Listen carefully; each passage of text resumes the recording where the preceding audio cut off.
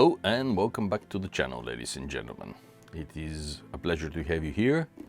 A huge thank you to the sponsors. It is for you and because of you that I continue to make these videos. So, thank you. Today, our conversation will be slightly different from what we have usually been talking about on this channel. If normally we are discussing ships and ship modeling and details of construction, today we're going to discuss actually navigation. We're going to discuss seafaring, and I will show you one of my most treasured possessions outside of my books. This is something that was entrusted to me by the descendants of the captain who owned it and who used it at sea. And I'm deeply honored by this. It was given to me by a lady who was auditing one of my classes. Actually ended up auditing two of my classes, at, if not three, at Avery Point in the University of Connecticut. And after taking an introduction to maritime archaeology with me and listening to lectures on navigation, she brought this to show me, since I had discussed this type of instrument in some detail. And at the end of the class, she brought me, at the end of the semester, she brought me the box, gave it to me and said that she and her family had discussed what to do with this heirloom.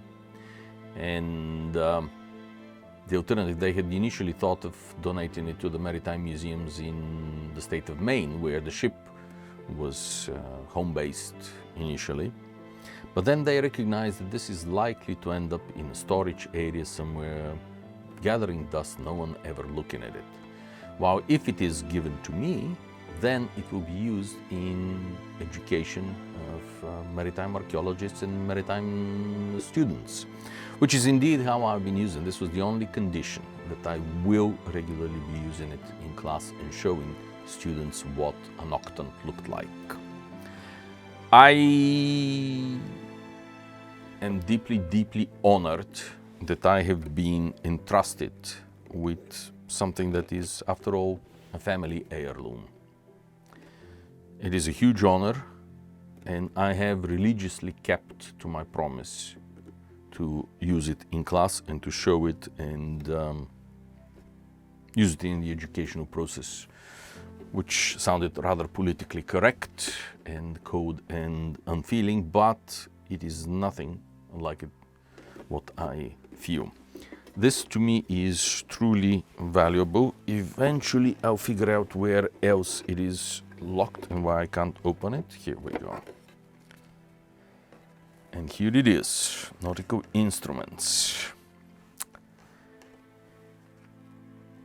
Here is the merchant, the dealer who sold it, Darren. It was based in New York, and it was a 39 Burlington slip. This is a picture of the ship, of the painting of the ship Ernestina of Cumberland, Maine, and it was commanded by Captain Edmund Norton. And it is his descendants who have vouchsafed me this instrument. It is 19th century, but the octant, of course, is a much older instrument. An early version of the octant was available as early as the late 17th century. The first versions of the octants were developed by Isaac Newton, but as you see it here, this style is first reported in the philosophical proceedings from 1737-38 by Halley. So this is also known as Hadley octant. It is a reflection-based instrument. It is okay. It consists of a frame which is usually made on octants out of hardwood. In this case, I believe it is ebony. It certainly looks like ebony. It has, in this case, brass alidade or arm that has a mirror up. You have a second mirror on the frame. This is the horizon mirror. This is the index mirror. The horizon mirror, it is not clearly visible, I suspect, but as the sailors and navigators among you will know, it is divided into two halves. The one half is cleared, has no silvering on the back. The other part has silvering. And this is the mirror where you bring the sun to lay on the horizon. Half of it is cleared so that you can look at the horizon of the sea. And you can bring the sun down to touch the horizon. And then you read the arc from the graduation here, from the scale, and tells you how high the sun was above the horizon. And there are a number of calculations you can produce that way, but basically this is the simplest and easiest way. When you take the height of the sun at local noon, it is fairly easy to calculate latitude from this, and ultimately, with the help of chronometers, when they were invented and became more frequently used at sea, you could calculate your longitude. Another time I will address the nonsense, the best example of terrible research that has been published and has been highly successful. That is the book Longitude. It is utter garbage, but that's a subject to a completely different conversation. It is wrong on navigational points, as an Israeli naval officer pointed out in a beautifully argued article. It is historically inaccurate, especially the first two chapters might as well be ripped out of the book. But the point is that there are many ways that you could calculate longitude, and in reality, longitude was not a salvation. It was not a panacea in any form or fashion. Longitude helped. It was useful, but you could easily circumnavigate the world without knowing your longitude, as so many sailors successfully have done. No matter what popular writers and scribes really have produced and managed to persuade the public to purchase. So good for them, but don't get lost. Really, it is the latitude that was the most important. The alidade here has an index mirror, which is complete silver. This is the mirror that you are catching the sun with. And as you adjust it, the reflection of the sun following down passes through these darkened glasses. They are the filters that prevent you from getting blinded by the sun. So they should be here. So the light falls onto the mirror, reflects through it, passing through this, which protect your eyesight, passes through the horizon mirror, you bring it to the surface of the sea. And that was something that required a certain level of skill. A good navigator could calculate your latitude to with this instrument, within half a mile comfortably, if they were good. My father was that good. Yours truly, not so good. I think that the best I've ever achieved was something in the vicinity of 1.5 to 2 miles. And that was when my eyes were still good, which obviously is in prehistoric times. Basically, the way you are approaching it. Over here, you see this ocular that has two holes through which you are observing the sea and the horizon. The small holes are allowing you to squeeze your eyesight, less light to enter it. In other models of the Octant, this is fairly simple and cheap version, but in other models, there may be an ocular here. In fact, we discovered remnants of such an instrument in the Khitan shipwreck when we excavated it back in 2003 of the bow. And as Ottomans did not possess octants, did not have the tables required for this, did not have the know-how, even in their navy, as a recent article has pointed out, it is surprising to see an octant on a small coastal merchant ship that would not have needed an octant at the best of times. That is one of the mysteries that I'm trying to solve in the book that I'm writing at the moment. Would I be able to? Probably not, but it's worth trying. Returning to the Octant. As I said, in the earlier versions they were made out of hardwood, particularly ebony, which is very stable, dimensionally very stable, especially with the graduation down at the bottom. This is usually done on ivory or bone. I'm not sure what is on this one. I have not tested it because obviously I do not want to damage it more than it already is damaged. But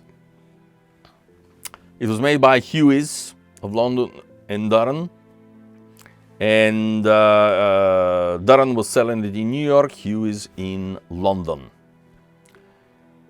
It's a beautiful instrument. I'm very, very grateful for having it. It is a privilege for my students to be able to see a real Octant.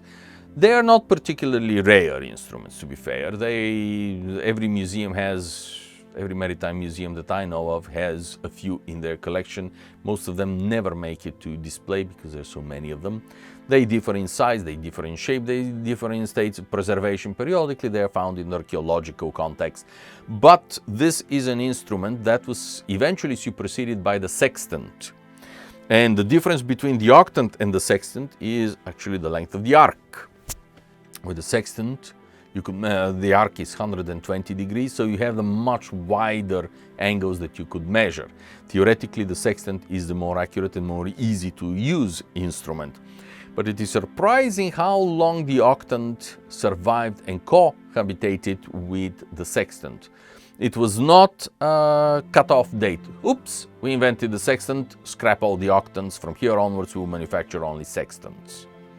That is privilege of the late 20th and 21st century only, that we throw away everything older that is not immediately built.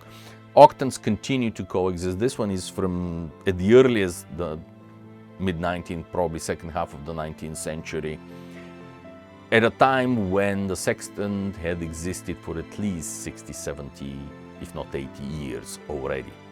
And yet octants continue to exist. Why? Probably it was cheaper to manufacture an octant, so they were cheaper to purchase. And in truth, they were doing the job.